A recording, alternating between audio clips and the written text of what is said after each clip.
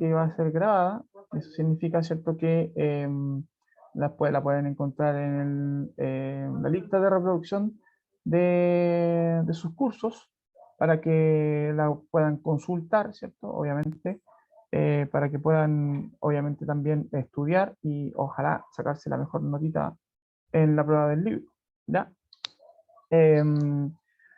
Bueno, lectura del libro es súper importante porque si no, no van a entender nada y todo esto va a ser un mega, ultra spoiler.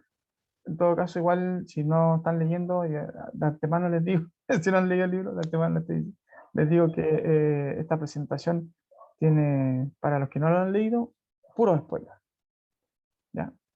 Para los que ya lo leyeron, tienen, ¿cierto?, las respuestas para la prueba. Entonces, lengua y literatura, tercero medio A y B. Ojo con eso. Dejamos entrar los últimos dos que quedan afuera. Del año 2021. Y esta clase es la número 6, que corresponde al día lunes 5 de abril. Y ya. Algún día voy a hacer un análisis de por qué elijo los fondos de pantalla para los Power. ¿Por qué elegí Flores ahora? No sé. Bueno, algo tiene que tener un sentido. Psicológicamente hablando, de haber una razón.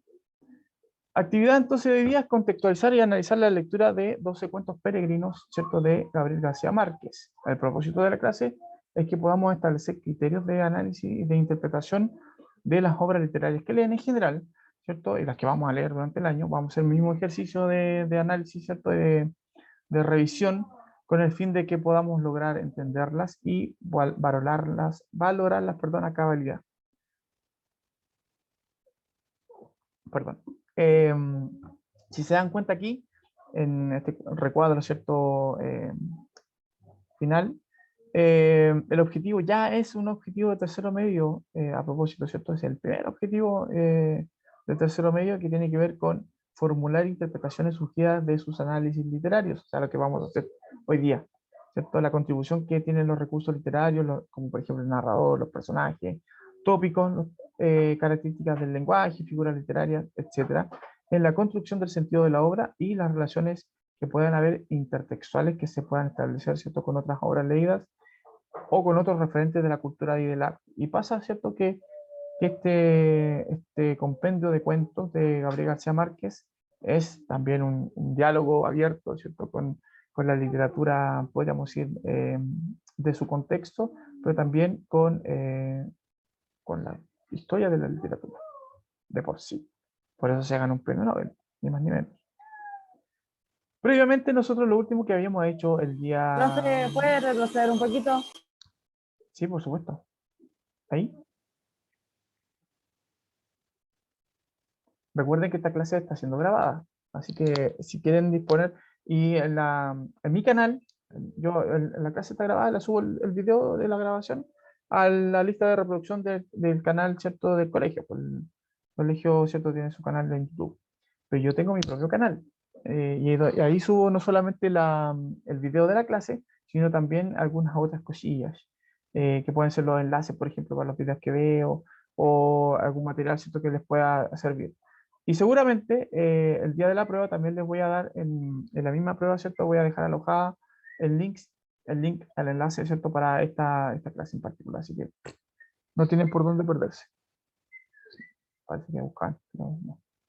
Bueno, previamente entonces, lo que habíamos dicho antes es, ya habíamos hablado básicamente durante todo marzo de las características de la literatura en general, y habíamos hecho unas discrepancias, ¿cierto?, que tenían que ver con el sentido de las obras literarias, frente, ¿cierto?, también a otros tipos de textos, y estábamos preparándonos para la prueba de diagnóstico, que se supone que debería ser hoy día o mañana, ¿ya?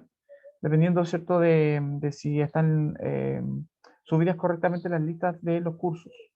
¿Ya? Eso depende del trabajo que están haciendo, ¿cierto?, los chicos de Huescas con los inspectores del colegio.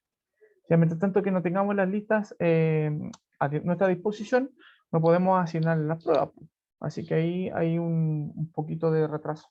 Pero la prueba de contenido debería ser si no hoy día, o asignárseles desde hoy hasta mañana, ¿cierto? Mañana y hasta el miércoles, de ahí dependiendo, ¿cierto? Del trabajo que estén haciendo los chiquillos. Eh, para eso, entonces, nosotros estuvimos trabajando durante todo el mes de marzo en una especie de súper resumen de lo que se supone que ustedes deberían saber de segundo medio, traer aprendiditos, ¿cierto? De segundo medio. Y eso, bueno, nos da pie a empezar la clase de hoy día y advierto desde ya que el contenido de la clase tiene spoiler, así que atento.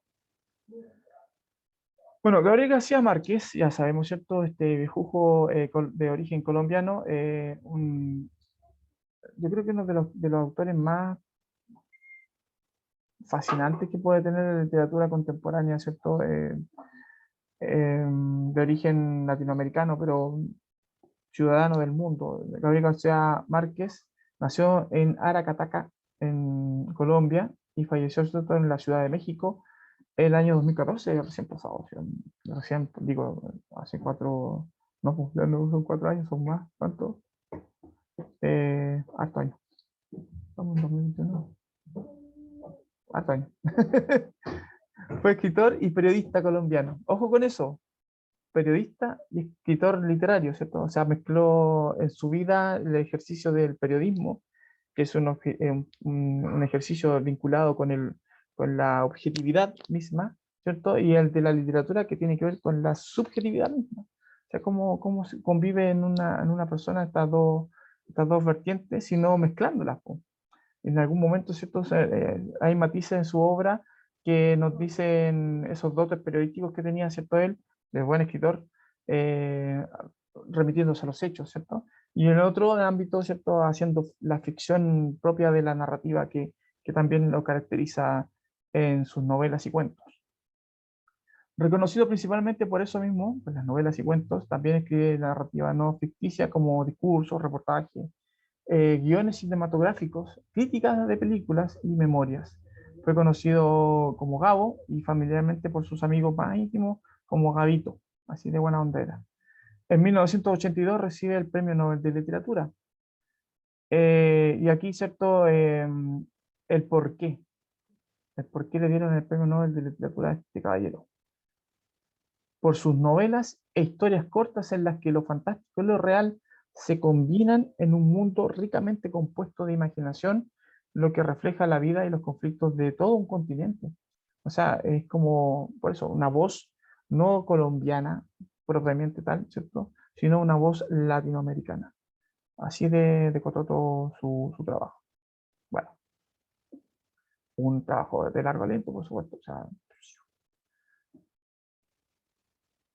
Gabriel García Márquez está relacionado de una manera inherente, dice, la palabra inherente significa que pertenece a él, como que está enraizado con él mismo, ¿cierto? Eso significa inherente.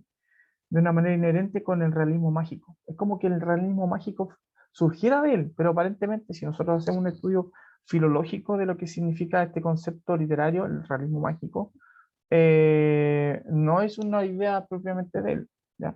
Pero como que si alguien dice realismo mágico, inmediatamente pues, Gabriel García Márquez. Su obra más conocida, ¿cierto? La novela Cien años de soledad. Sí, hay una biblioteca, está ahí, la edición que se hace mención aquí. Es considerada una de las más representativas de justamente este movimiento literario e incluso se considera que por el éxito de la novela misma es que tal término se aplica a la literatura surgida justamente a partir del año 60, lo que se llama el boom latinoamericano, ¿cierto? La explosión demográfica de autores que se dieron a conocer a nivel mundial y que surgen justamente de este rincón del planeta, Latinoamérica. En el año 2007, la Real Academia Española y la Asociación de Academias de la Lengua Española, de su sede, ¿cierto?, en Latinoamérica, en América Hispánica, publican una edición popular conmemorativa de esta obra por considerarla parte de los grandes clásicos hispánicos de todos los tiempos. Así comparada con el Quijote de la Mancha, por ejemplo. Así de la comparación que le hacen a Gabriel García Márquez.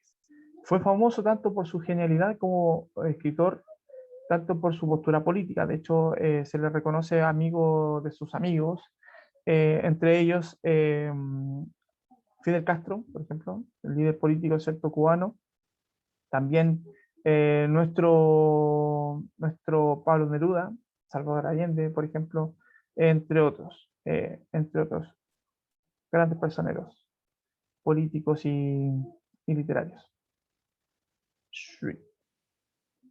Ok, contexto de producción. Ojo con esto. Cuando hablamos de contexto de producción nos referimos a el momento que está marcado por la vida, ¿cierto?, del autor, lo que podríamos considerar lo que sucede alrededor del autor literario que lo lleva a ser lo que es un autor literario. Y aquí otra vez, spoiler alert. Estoy avisándole de antemano que haya todo spoiler, todavía no aparece ninguno. El concepto de realismo mágico es lo que tenemos que entender primero que todo, ¿cierto?, para poder hablar de la literatura de Gabriel García Márquez. ¿Qué es el realismo mágico? Es un movimiento literario y pictórico de mediados del siglo XX, estamos hablando como de los años 40, 50, y algunos dicen un poquito antes, que se define por su preocupación estilística y el interés de mostrar lo irreal o extraño o fantasioso incluso, como algo que pertenece a lo cotidiano y a lo común. O sea, como que, no sé, nosotros en la casa somos tres, mi señora, mi hija, yo, y el fantasma de mi perro. Y el fantasma de mi perro, o sea, como que fuera parte de nuestra realidad, como la película Gasparín, no sé si la han visto. Conviven humanos con fantasmas y no hay sorpresa, bueno, no hay espanto hasta que se produce este hábito, ¿cierto?, de convivir con fantasmas. Parte parte de lo común, ¿cierto? Es como eso. Y aquí como esto, ¿cierto? Que una luna desemboque, ¿cierto?, en cascada a propósito de un cuento que se llama eh, La luz es como el agua, si no me equivoco, algo así. Bueno, ¿qué características tiene el realismo mágico que podemos reconocer en la obra de Gabriel García Márquez, particularmente esta que estamos leyendo? Primero que todo, que hay un predominio de un narrador impasible, un narrador presente, ¿cierto? No estoy hablando que sea un tipo de narrador, ¿cierto? Ya sabemos qué tipo de narradores hay, pero el estilo del narrador es impasible. Se refiere, ¿cierto?, a que los hechos que van mostrando generan una atmósfera como de normalidad, a pesar de que son situaciones totalmente fuera del quicio de lo normal, aunque se trate, ¿cierto?, de sucesos extraordinarios. El contenido de elementos mágicos fantásticos percibidos por los personajes en general, también como parte de una normalidad. No hay sorpresa, ojo con esto. Esa es una diferencia entre lo fantástico y lo realista mágico. Lo fantástico es, por ejemplo, no sé, pues estamos en nuestra casa y de repente se escucha un ruido, ¿cierto? Como de una puerta que se abre y aparece el fantasma de alguien y todo, ¡ah! Y salimos corriendo. Una cosa así. Eso es como fantástico, ¿cierto? La sorpresa que nos provoca a nosotros como personajes, pero también en ustedes como espectadores. Las películas de terror son en sí, ¿cierto?, películas fantásticas. En ese sentido. El realismo mágico es como que te presenta esa convivencia normal, ¿cierto?, entre lo que es fantástico y lo cotidiano. Como que los dos planos son parte de lo que se supone una sola realidad. Como la película Coco, para que entiendan la idea. En la película Coco, ¿cierto? El niño como que traspasa el umbral de los muertos y después vuelve al mundo de los vivos y como que sí, pues parte de lo que se podría considerar trivial, ¿cierto? Como parte de lo que se vive y se respira en esa realidad. Los elementos mágicos tal vez son intuitivos, pero por lo general nunca se explican. O sea, no hay, eso también hace lo fantástico. Intenta explicar el fenómeno, ¿cierto?, de lo que provoca esta ruptura de lo lógico, ¿cierto?, de lo racional. Los realistas mágicos no se banean los sesos en eso. Como que asumen, ¿cierto?, que lo que está pasando es parte de lo normal y no necesito explicarlo.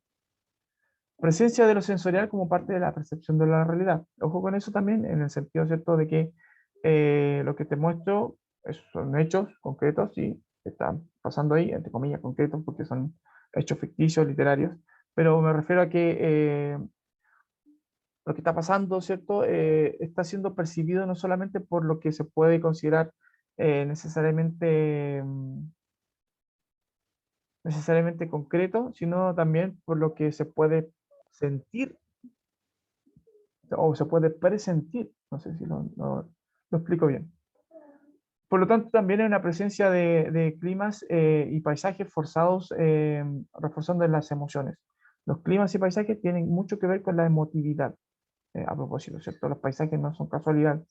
La construcción del ambiente en el que se desarrolla la historia no son casualidad. Tienen mucho que ver también con el sentido de lo que se está diciendo, lo que está pasando.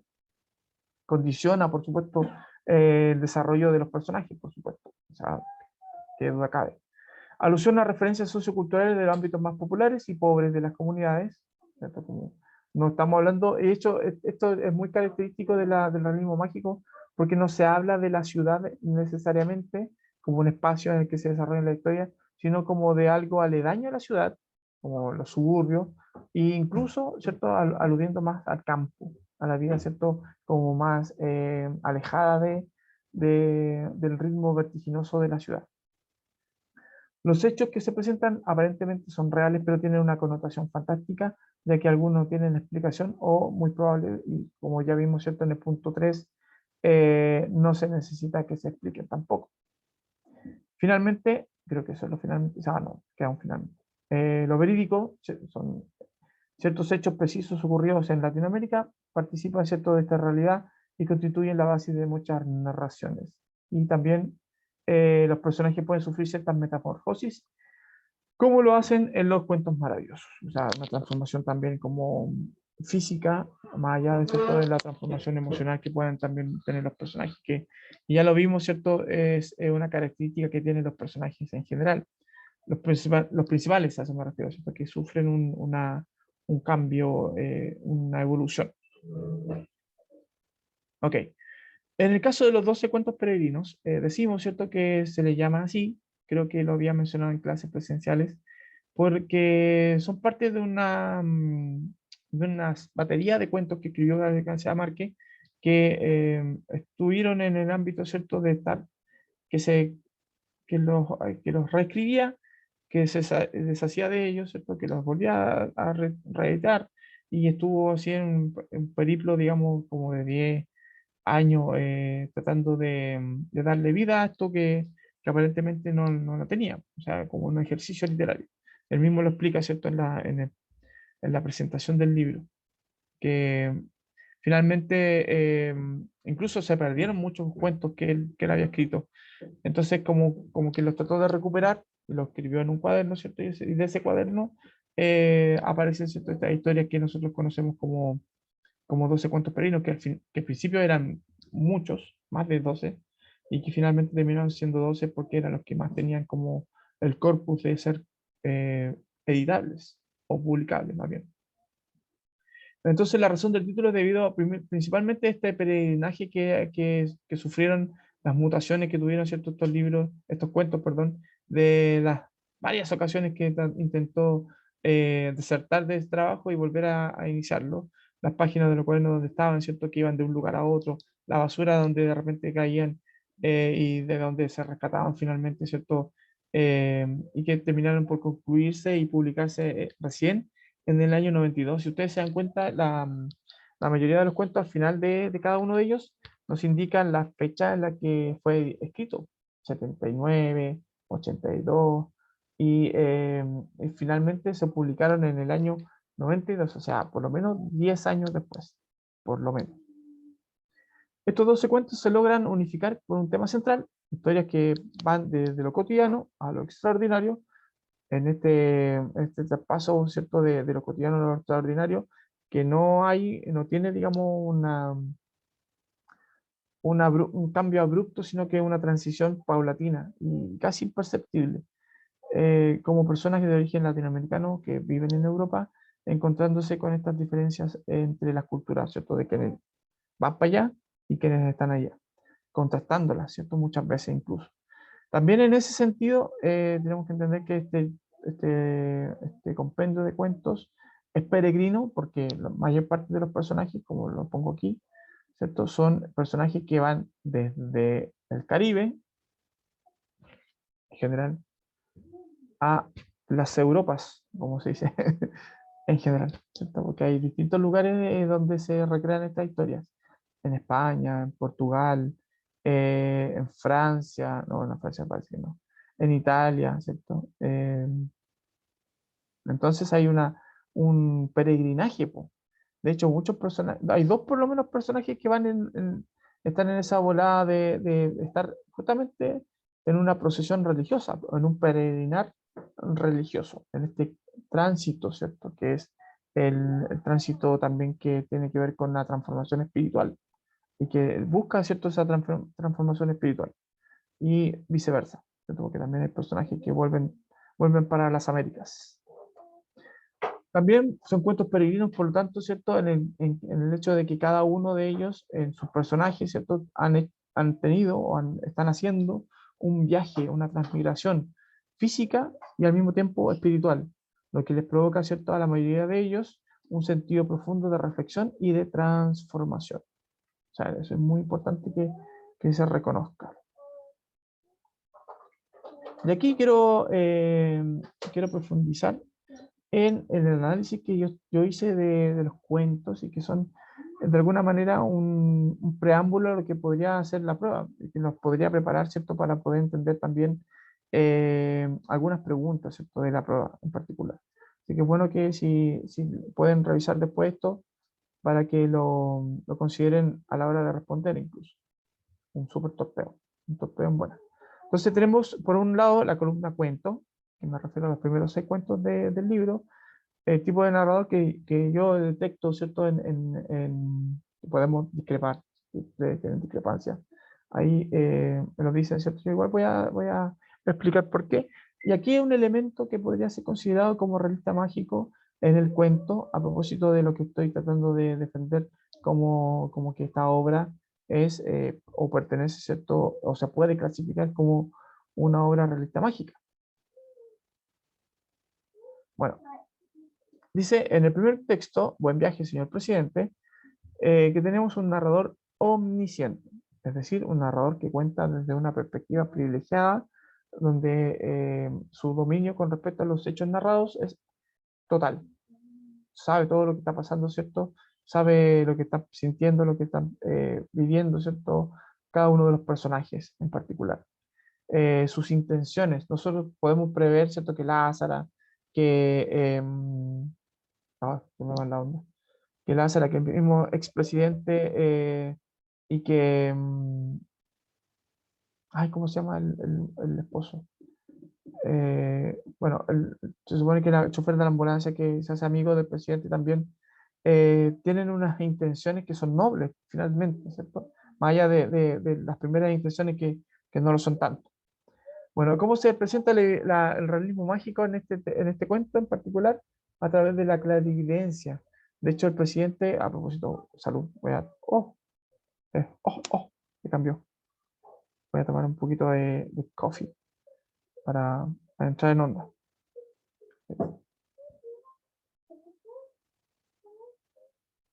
Se supone que el presidente, después de tomar café de grano, ¿cierto? Voltea la taza y hace una especie como de lectura predigitadora, ¿cierto? Como una adivinación de su futuro a propósito de lo que le dice eh, el sedimento del café. Le salen una forma, ¿cierto? Y ellos pueden interpretar. Se hace lo mismo con las hojas de té a propósito de una técnica de lectura, digamos, ¿cierto? Mágica del destino. Entonces eso es como parte de lo trivial. Estamos hablando de una persona, un presidente, o sea, una persona que fue presidente, una persona que tiene cultura, tiene educación, tiene roces sociales, ¿cierto? Entonces, ¿cómo creer en eso? Bueno, el mismo Gabriel García Márquez era muy supersticioso. Sin embargo, no era religioso, no creía en Dios, era ateo.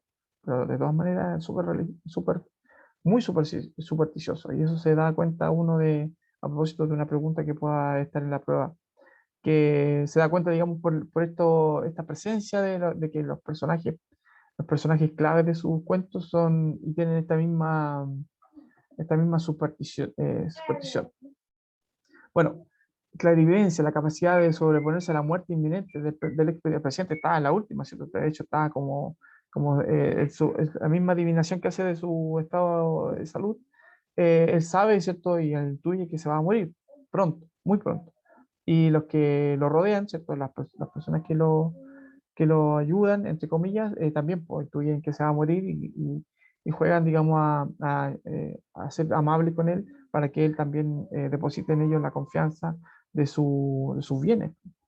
O sea, por eso digo, tienen una mala idea al principio, una mala estrella los guía, pero finalmente terminan siendo nobles y lo ayudan al presidente en en su tratamiento médico. De hecho, terminan pagando ellos, en vez de ganar plata con el presidente y con la estafa, entre comillas, que estaban haciendo, terminan ellos, ¿cierto?, ayudando al presidente, al expresidente, ¿cierto?, a recuperarse e incluso alentarlo a volver a la política, a ese nivel. En La Santa tenemos, ¿cierto?, un narrador testigo personaje.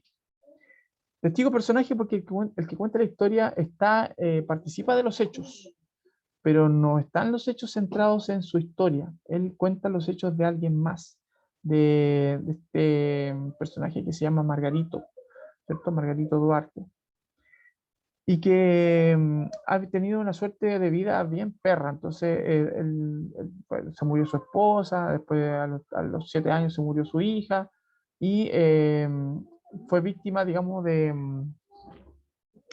víctima de la inclemencia del tiempo también, porque el cadáver de su hija aparentemente se vio perturbado en su tranquilidad mortuoria, porque hubo una especie como de inundación, entonces él tiene que sacar el cadáver y se dan cuenta de que la chica ha pasado 11 años desde que fue enterrada, ¿cierto? Y prácticamente eh, sigue como que recién la hubiesen sepultado.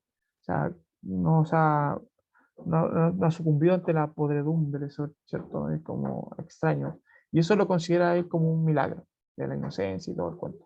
Entonces él busca llevar el caso, ¿cierto?, al Vaticano, y ahí hace el peregrinaje, busca llevar el caso, ¿cierto?, al Vaticano para poder que la beatifiquen, ¿cómo se llama? La consideren como un milagro, o sea, su situación. Y sin embargo, se encuentra con una muralla de imposibilidad, de negación, de postergación, y está en eso, ¿cierto?, tanto tiempo persistiendo, ¿cierto?, a propósito en la defensa de su hija como una santa, que al final de cuentas dice y concluye el narrador, el santo sí es él por su persistencia, por su pureza, ¿cierto?, en su intención. Ahí tenemos también un caso. Después está el avión de la Bella Durmiente, en donde el narrador es protagonista, y de hecho, en los análisis que ustedes pueden encontrar también de este cuento, muchas veces la gente lo confunde con el autor. De hecho, dicen, el protagonista es Gabriel García Márquez. Puede ser, porque él se describe a sí mismo como un escritor y qué sé yo.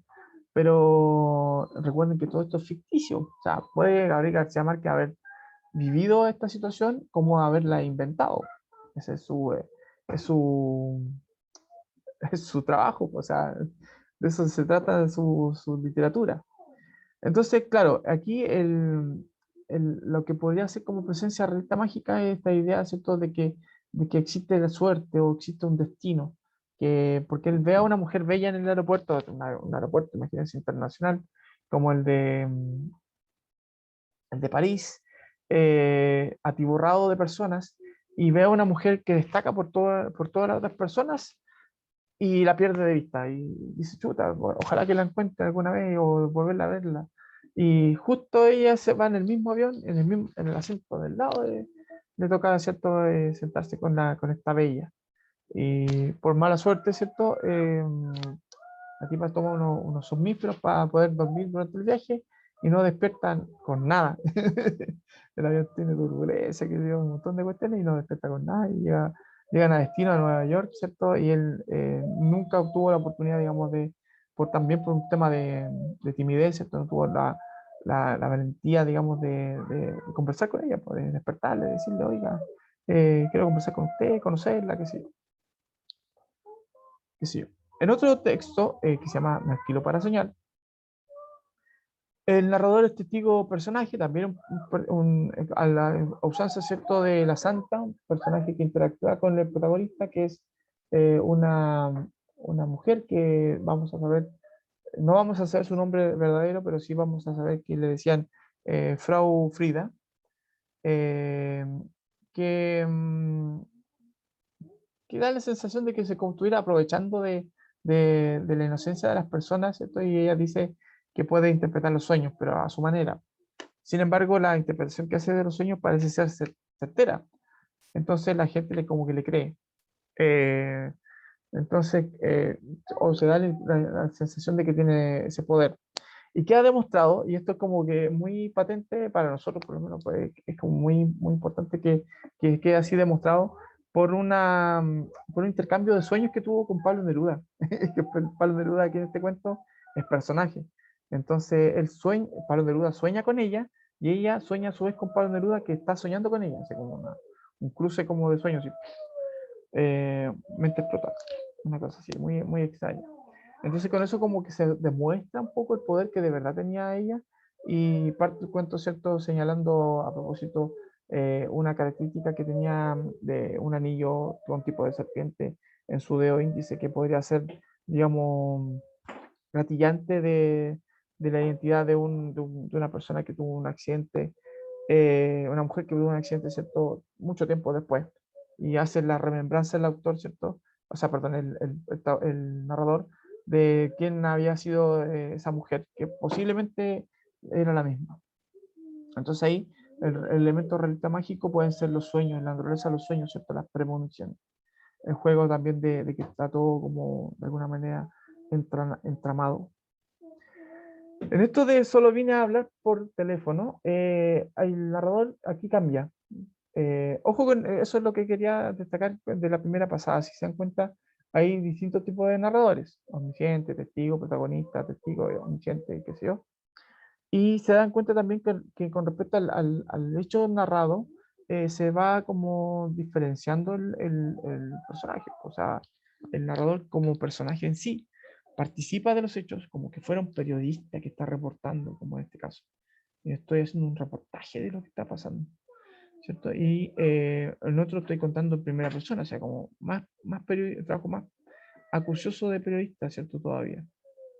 Y en otros guardo la distancia, porque, y de hecho, fíjense que los que tienen esta característica de hacer cuentos con narrador omnisciente, aparentemente en la ficción es mayor, o sea, porque también hay mayor dominio de los elementos, o sea, se pueden meter más información. Y aquí, claro, el cuento redunda un poco en las características de María, la esposa, ¿cierto?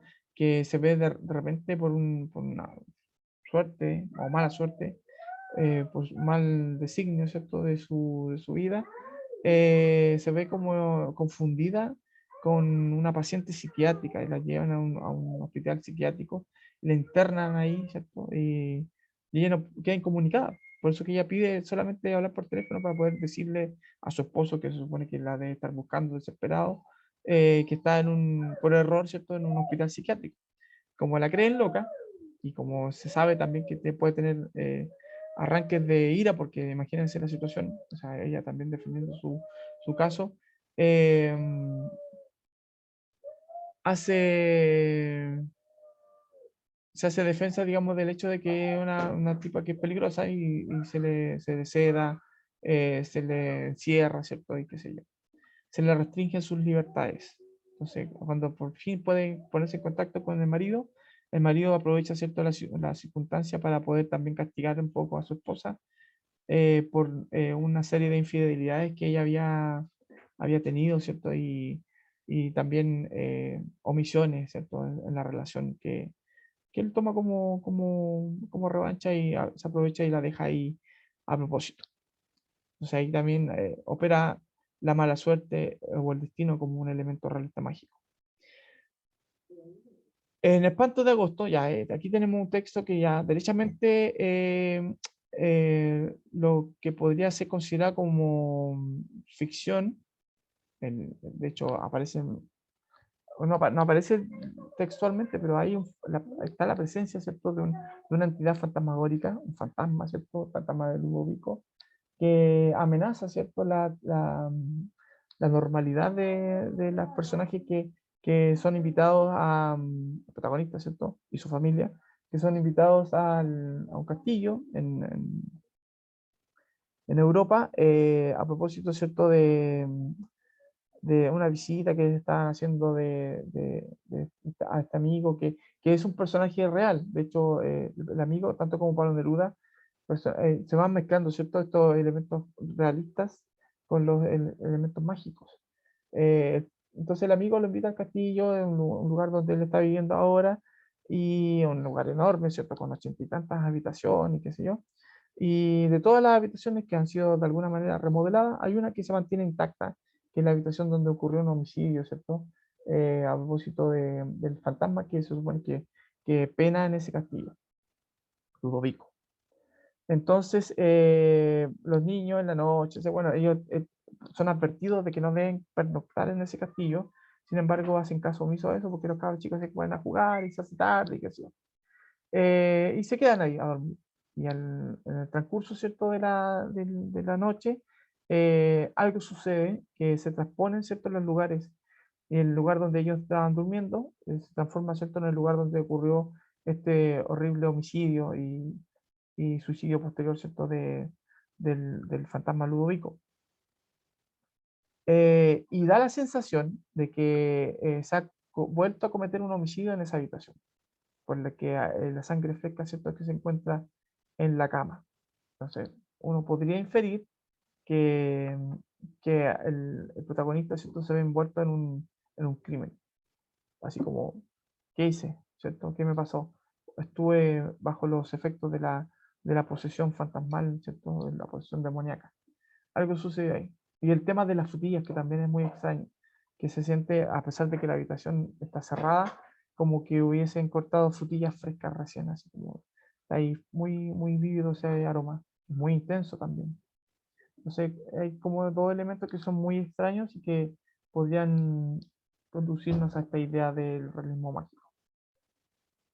Por otro lado, aparecen ciertos estos otros cuentos que son María dos Prazeres, donde el narrador es omnisciente, y personaje, ¿cierto?, que tiene premoniciones con respecto, a través de los sueños, ¿cierto?, con respecto a su destino, a su muerte, y destaca, ¿cierto?, la inteligencia del perro, que también es como bastante extraña para un caniche, ¿cierto?, en un cuento.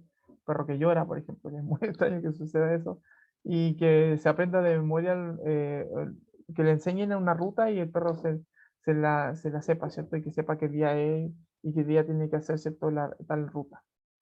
16 ingleses envenenados, también en cuanto con narrador omnisciente, en donde qué elementos podríamos considerar como realista mágicos, cuando arriba, ¿cierto?, la señora Prudencia a Italia, lo primero que ve, ¿cierto?, es un mago que está sacando de los bolsillos puñados de pollitos vivos. Los tira, ¿cierto?, y los deja en el suelo y la gente los pisa y como son pollitos mágicos, no, como que aparentemente no les pasa nada, pero los pollos se mueren, pues, o sea, y los tipos se sacan pollos de los bolsillos y como si nada. Y bueno, el hecho de que mueren 17 jóvenes ingleses, producto, ¿cierto?, de la mala suerte, pues, de estar en el lugar equivocado, en el momento equivocado. Y eso lo hace que obviamente también haya a la personaje, ¿cierto?, protagónico, cuestionar. También el hecho de que el marido de ella, y el producto, digamos, porque ella hace este peregrinaje a Italia, a Roma particularmente, el esposo de ella estuvo 30 años en coma y de repente el tipo despierta como si nada así, pide que le saquen fotos con la familia y se vuelve a morir. Se despide y se muere. Entonces eso también a ella la deja así como perpleja y obviamente tiene que hacer algo para poder expurgar también lo que siente, y va llorando, y es como bien intensa la historia. Tramontana es un cuento que está basado, ¿cierto?, como una especie de leyenda. La tramontana es un viento andino, es como es como el raco, el que nosotros conocemos aquí, pero que es más fuerte que el raco, ¿cierto? Más intenso, es como un huracán, pero de tierra, así, una muy extraño. Que no solamente provoca daño físico, ¿cierto? También daño mental. Dicen que provoca la demencia, tiene el germen de la demencia. Entonces las personas que se exponen al viento pierden la compostura, los cabales, ¿cierto? Y terminan haciendo alguna tropelía. De hecho, el personaje que por mala suerte tienen que exponerse, se ponen a este viento, se suicidan, por ejemplo. Dos de ellos, por lo menos. Ahí también poner atención a ese elemento realista mágico. En el verano feliz de la señora Forbes, el narrador es protagonista, es uno de los niños, igual que, eh, igual que, no, pues, aquí me equivoqué. Sí, está bien, el personaje es protagonista, de los pocos ciertos cuentos que tiene protagonista, el narrador. Eh, bueno, aquí pasa que los niños descubren, ellos practican buceo, ¿cierto? Los papás tienen como una buena situación económica y practican buceo y encuentran una ánfora, una especie como de botella, con una especie de líquido que podría ser un veneno. Ellos dicen, ya papá cree que es veneno porque por el tiempo que ha estado, ¿cierto? Debe ser muy tóxico. Entonces el papá lo guarda para poder futuras investigaciones. Y en eso está, ¿cierto? Cuando ellos son como sometidos a los rigores de esta institutriz, que la señora Forbes, una alemana, así como bien de tono militar, ¿cierto? Y muy estricta con los cabros chicos, que la llevan hasta el extremo, ¿cierto? De lo que podía llevarse un niño, y ellos planean, los cabros chicos planean así matarla, entonces le cambian el vino que ella toma pues, por este líquido venenoso que podía contener la ánfora. Y la tipa se lo toma como si nada, no le pasa nada. Pues. Entonces podría ser eso el elemento realista mágico. Y lo que sí la mata, ¿cierto? Aparentemente es bueno, en circunstancia, una especie de femicidio por pasión que comete vamos a suponer, una pareja que tuvo ella. Esto que aparece de la nada y desencadena, ¿cierto?, esta fatalidad al término del cuento. Un asesinato que a todas luces pasional, o sea, estamos hablando de que la tipa estaba desnuda con 27 puñaladas y nadie escuchó nada en la noche. O sea, imagínense lo que puede significar un homicidio de esa característica. Con una habitación del lado estaban matando, ¿cierto?, a una persona y no se escuchó nada, ni se supone de nada, ni nadie vio nada tampoco. Vale. En la luz es como el agua. Yo creo que este es uno de los cuentos más elocuentes de realismo mágico que tiene el libro. Se trata justamente de dos niños que juegan a que el agua, o perdón, que la luz es agua. Entonces rompen una ampolleta y inundan de luz, así literalmente, inundan de luz la habitación y ahí juegan, ¿cierto? Se sumergen en esta luz, agua, nadan, bucean, ¿cierto? Sueltan a los animales que pueden ser también marinos y que están ahí flotando, que sé yo, incluso eh, provocan una inundación eh, y otras consecuencias, ¿cierto? Que pueden ser, por ejemplo, que ciertos personajes se mueran ahogados en el cuento, a propósito. Entonces, y aquí es raro el narrador, porque si bien es cierto, es omnisciente durante todo el cuento, hay una parte en donde el narrador se da a entender que participa de la acción, porque le dice a los niños, el narrador es el que les dice a los niños, ¿cierto?, que la luz es como el agua. Y ahí desaparece de nuevo como narrador testigo y vuelve a ser omnisciente. Es muy extraño eso. Bueno, el rastro de tu sangre en la nieve, que es uno cuento como más característico de esta tirada de este libro en particular, como una herida tan insignificante, aparentemente, ¿cierto? En una herida en el pulgar, ¿cierto? O sea, pulgar, en el índice, no, en el dedo anular, perdón, en el dedo, ¿cierto?, del anillo, sí, ahí. Un hoyito, ¿cierto? Un pinchazo que se provoca con una espina de una rosa, provoca, ¿cierto?, un desangramiento fatal que no pueden evitar, ¿cierto? Por lo obstinado que es el novio están una pareja de recién casados que se aman intensamente y tienen como una fiebre de amor y que van en camino hacia la luna de miel en París, se van en auto por España, ¿cierto? Cruzan España prácticamente. Y que no ven, digamos, el cuento que destacó esta pasada también a propósito, por este dato enigmático del narrador, a propósito, ahí, que podríamos considerar uno de los más brillantes de la historia también. Bueno, para ir cerrando, porque estamos sin la hora, vimos, ¿cierto?, las características de los cuentos y una aproximación a cómo podemos interpretarlos correctamente, a propósito, ¿cierto?, de cómo se puede hacer un análisis. Analizando los narradores, por ejemplo, tenemos también una noción de lo que podría ser la intención del autor con respecto a la historia, aproximarnos a un hecho que es un poco más creíble que darnos la noción de un hecho un poco más ficticio. Puede ser, ¿cierto? Entonces esto nosotros lo integramos a la forma de leer literatura, pero también vamos distinguiéndolo incluso en el ejercicio de lo que vemos en general en la vida cotidiana. Eso sería, pues, chiquillos. Creo que cualquier duda que pueda suceder con respecto a las pruebas que se supone que se va a habilitar hoy día, o del día a mañana, o de mañana pasado mañana, la prueba de materia, a eso me refiero, van a ser notificados, les van a ser avisadas, ¿cierto? Esa asignación. Revisen ustedes mismos, ¿cierto? Webcam más ratito, si está habilitada la prueba o no, ¿ya? Y la próxima semana sería, ¿cierto?, el día 12, para tranquilidad de ustedes, la prueba del libro, ¿ya? Así que ahí, cualquier dudita que se pueda generar durante este transcurso de tiempo, háganmela saber. Ahí voy a estar atento. Cuídense mucho, chiquillos. Chao, profe, Dios lo bendiga, Dios lo bendiga. Chao, profe. Chao, profe. Chao, profe. Gracias. Que estén bien, cuídense a todos. Usted también cuídese.